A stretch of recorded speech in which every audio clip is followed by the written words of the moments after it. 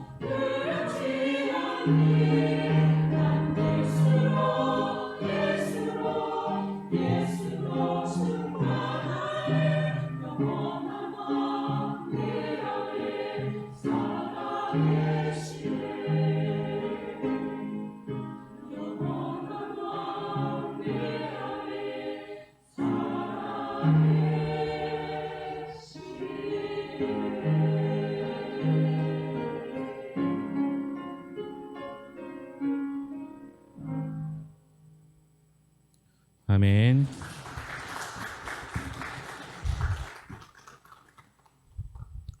우리가 계속적으로 교회론에 관한 이야기를 나누고 있습니다. 이제 오늘 그 마지막 시간이 될 텐데요.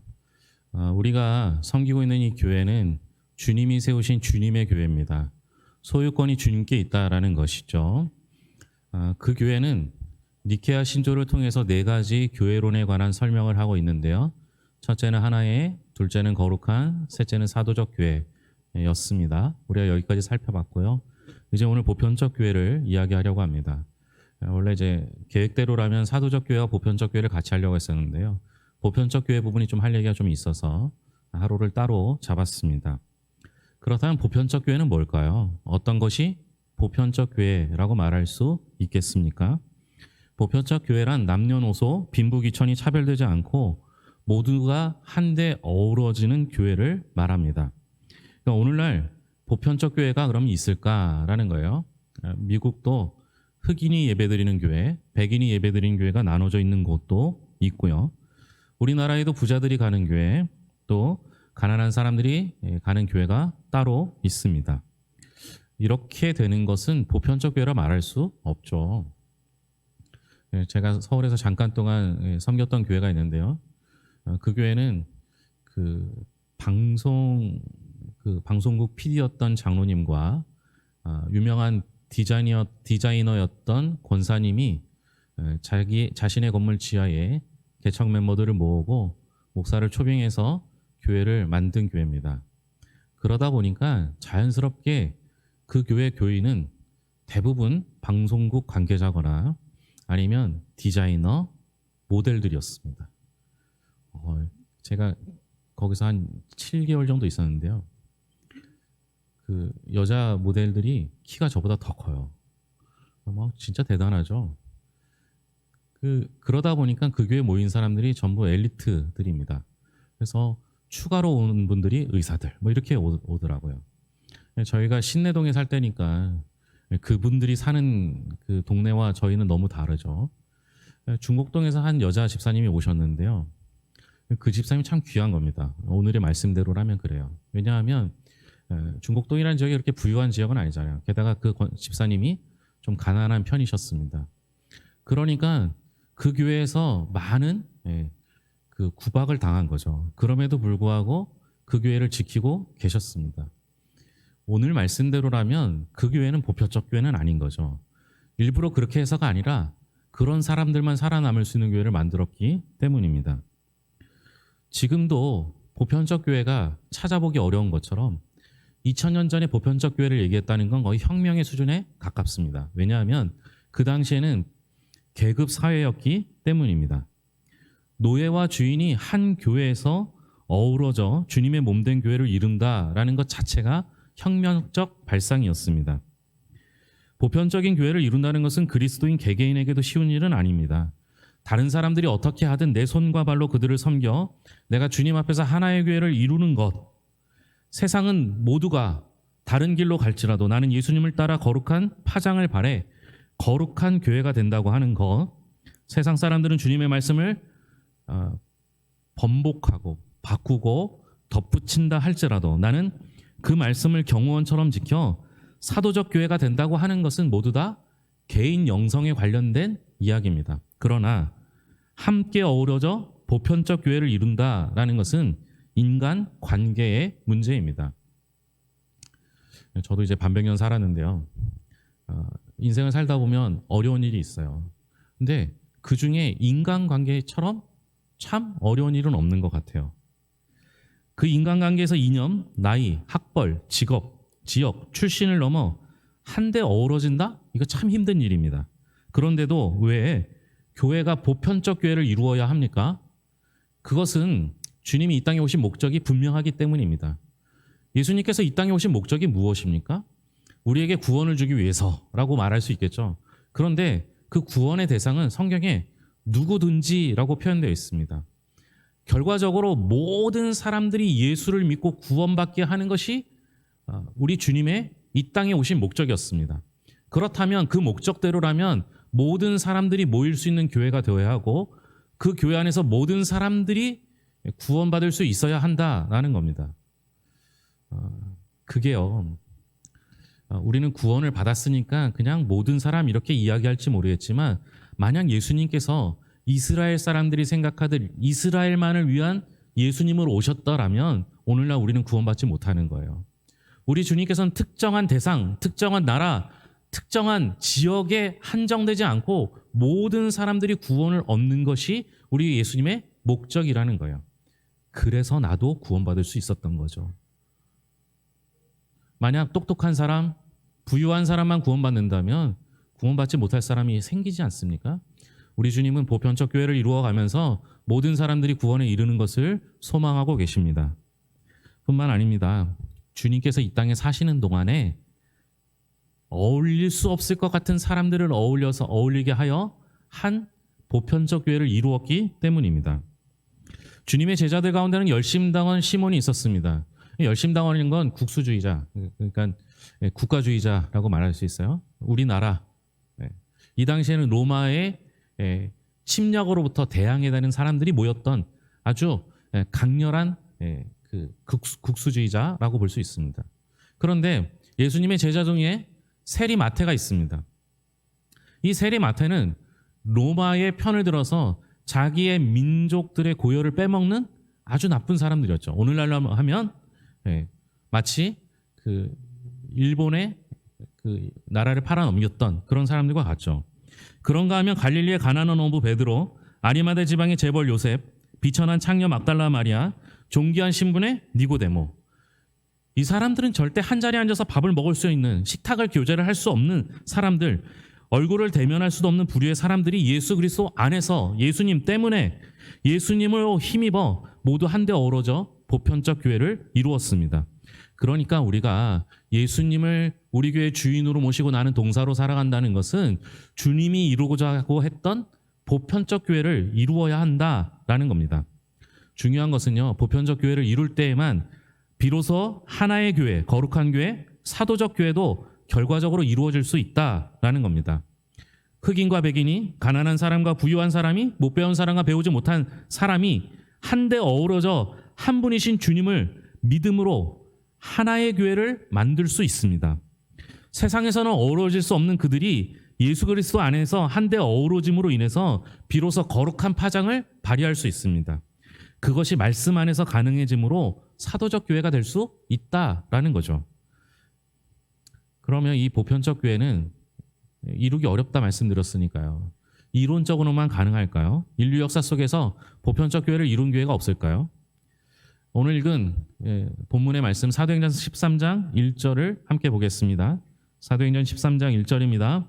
안디옥 교회에 선지자들과 교사들이 있으니 곧 바나바와 니게르라 하는 시몬과 구레네 사람 루기오와 분봉왕 헤롯의 젖동생 마나엔과 및 사울이라. 명단이 나오는데요. 안디옥 교회 선지자들과 교사들 명단이라고 합니다. 옛날에는 성경에는 당회는 없으니까요. 이들을 당회원이라고 부르지 못하고 그 시대는 교회를 이끄는 지도자들을 선지자들과 교사들 이렇게 표현했던 것 같습니다. 그러니까 오늘날 말로 하면 이들이 안디옥 교회 당회원 명단이라고 볼 수 있습니다. 그런데 사도행전 11장 20절에 보면요. 안디옥 교회를 세운 사람들이 누군지 확인할 수 있습니다. 그 중에 구브로와 구레네 몇 사람이 안디옥에 이르러 헬라인에게도 말하여 주 예수를 전파하니. 여기서 몇 사람이라고 표현된 단어는 헬라어 원문의 뜻대로 해석한다면 어떤 사람들이라는 말입니다. 익명의 그리스도인들이 용기 있게 이방 땅에 안디옥에 가서 이방인들에게도 과감하게 복음을 전함으로써 2000년 기독교 역사상 가장 중요한 획을 그은 시리아의 안디옥 교회가 지상에 출현한 것입니다. 그런데 13장 1절에 다시 살펴보면요. 그때 안디옥 교회를 세운 이들의 이름이 언급되지 않고 있어요. 어떤 사람들의 이름이 나타나지 않아요. 무슨 의미겠습니까? 안디옥 교회를 세우시는 주님의 도구로 쓰여진 그들은 안디옥 교회를 계속 다니기는 했지만 다른 사람을 뒤에서 밀어주는 역할을 한 것입니다. 그러니까 자신들이 개척 멤버였지만 자신들보다 더 적합한 사람들을 선지자들과 교사로 세우고 자신들은 뒤에서 밀어주는, 밑에서 받쳐주는 역할을 했던 겁니다. 만약 그 교회를 세우는 어떤 사람들이 죽을 때까지 교회를 좌지우지하려고 했다면 지금 이 명단에 있는 사람들과 함께 보편적 교회를 이루지 못했을 것입니다. 이런 폐단들이 얼마나 많아요. 어떤 교회 갔더니 그랜드 피아노 다리에다가 명판을 새겨서 이름을 적어놨더라고요. 그러니까 헌물한 거예요. 그래서 제가 그 교회 그런 교회를 많이 봤는데 제일 깜짝 놀란 교회는요. 예, 할머니 그러니까 이제 그 조부 그다음에 아버지 자녀들의 이름까지 다 새겨놓은 것도 봤어요. 그 교회는 그랜드 피아노가 망가져도 바꾸기 어려워요. 거기 있는 이름이 살아계신 동안에는 바꾸기 힘들 정도가 돼요. 우리 교회는 감사하게도 개척 멤버가 없어요. 저보다 빨리 온 사람이 아무도 없어요. 제가 제일 먼저 온 사람이에요. 우리 교회는 현재 그래요. 그러니까 주장할 수 있는 사람이 없어요. 그래서 우리 교회는 변화도 많고요. 얼마나 좋은지 몰라요. 그때 당시엔 힘들었지만 지금 생각하면 감사하기도 합니다. 아마 개척 멤버가 교회를 좌지우지하려고 하면요. 보편적 교회를 이룰 수는 없는 거예요. 예수님께서 요한복음 15장 5절에 보면 나는 포도나무요 너희는 가지라 이렇게 말씀하십니다. 이 포도나무 교회를 흔히 교회론이라고 해석합니다. 늘 말씀드렸듯이 교회는 주님의 몸이라는 것이죠. 그런데 주님께서 교회를 설명하실 때 화려한 대리석이나 황금으로 표현하지 않고 왜 나무로 표현하셨을까라는 겁니다. 왜 나무로 비유하셨을까요? 나무를 가만히 생각해 보세요. 땅이 있어요. 땅에서 순이 올라옵니다.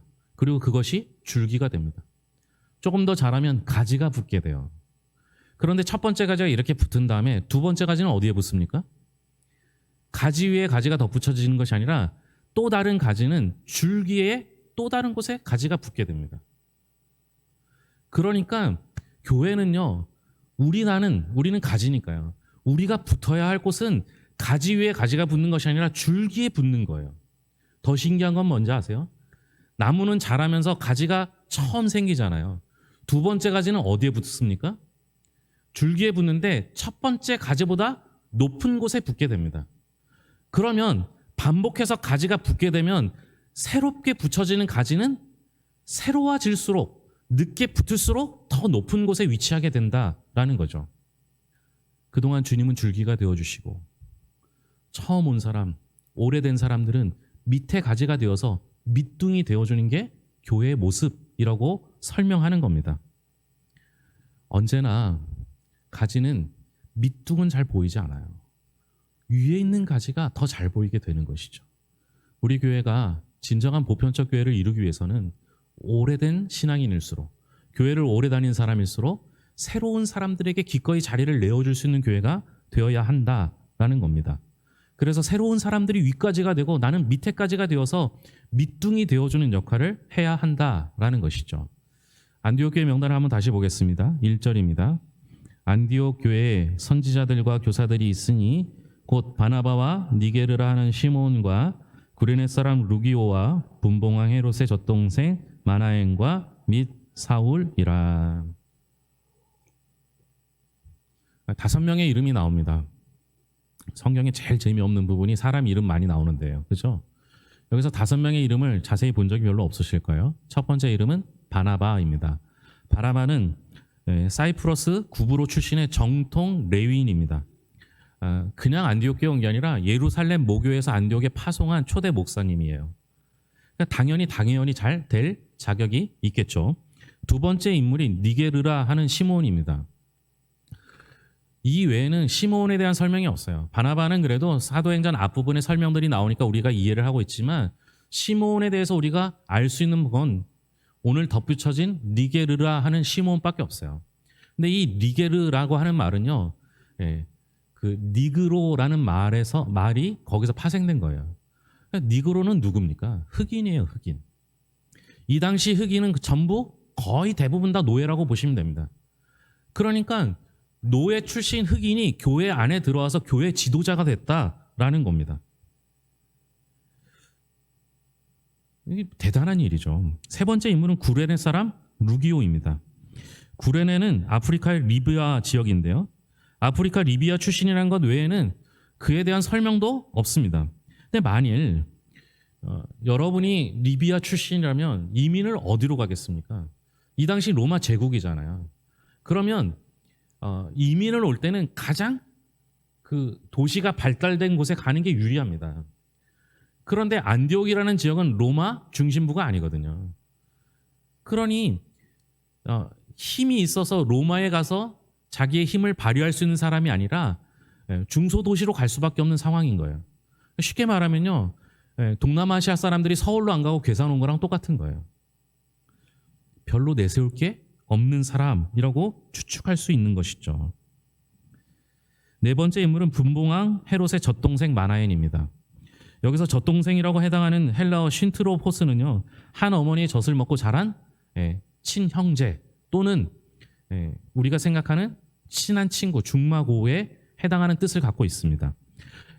어쨌든 마나엔이 분봉왕 헤롯의 친동생이든 중마고이든 헤롯과 같은 지배계층 출신일 수밖에 없습니다.